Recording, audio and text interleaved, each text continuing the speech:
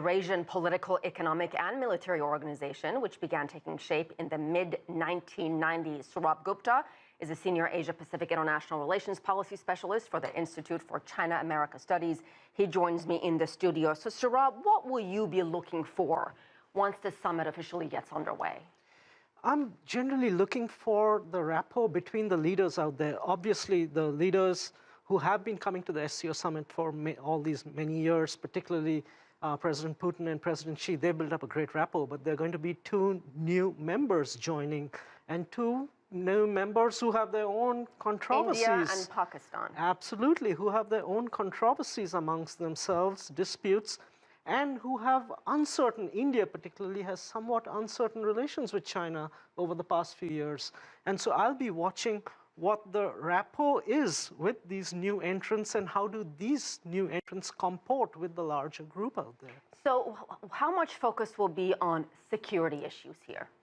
Security issues obviously will be a huge issue simply because Afghanistan is just not doing well.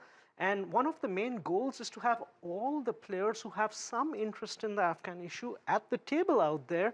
Not that a problem is going to be solved, but again, it helps create communication among some of these leaders. So security is going to be a very important aspect of this, but of course also on the economic side with the Belt and Road Initiative, which President Xi has raised to such a high level.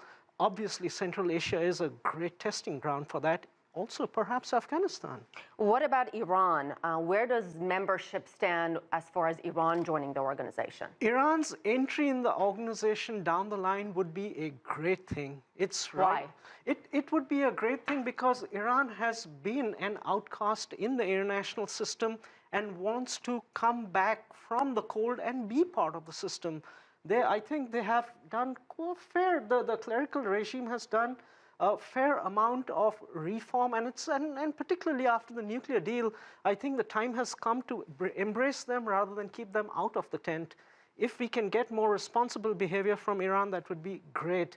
And I would not just limit this to Iran. I would say down the line, get all the big Eurasian powers here, and I'm talking Turkey too, down the line. And what do you foresee as the biggest challenges as these countries come together and meet? The biggest challenges is to set an agenda and really operationalize that agenda. We know they talk... What do you mean by that, operationalize that agenda? They talk security, they talk economics. We have the Belt and Road Forum. We talk in regard to Afghanistan, the issues out there, and they've talked for a long time about extremism, religious extremism, terrorism, separatism. They've managed those and kept that under control in the SCO states, in the existing SCO states.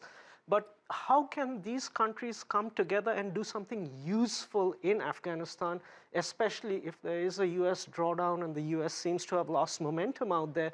What really can they do in bringing a new dawn to Afghanistan? We need to see some solutions out there.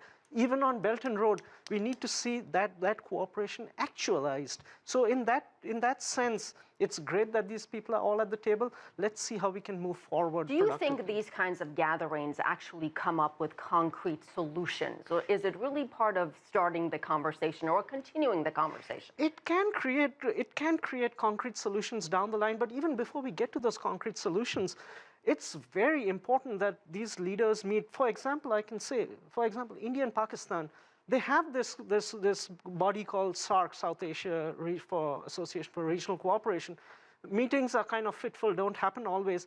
The few meetings that do happen when the Indians and Pakistanis are there, it gives an occasion for them, the prime ministers, to meet and actually have a conversation one-on-one on the side privately.